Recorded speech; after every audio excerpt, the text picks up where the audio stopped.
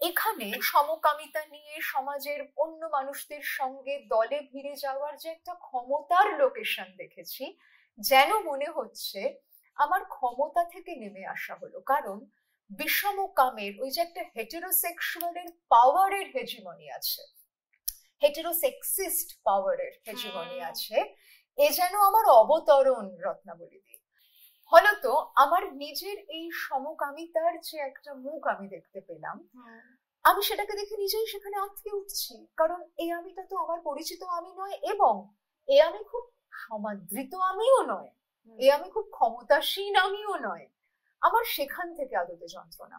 আমাদের কনফর্মিটি আদতে ভালো লাগে, কারণ কনফর্মিটি আমাদের অনেক সুবিধে দেয়, একটা স্বস্তি তো অবশ্যই দেয়। নিশ্চয়ই। আমাদের কারুর সংখ্যালঘু হতে ভালো লাগে না রত্নাবলীতে, তাই জন্যই তো আমাদের মাইনরিটি প্রোটেকশনের আইন আনতে হয়।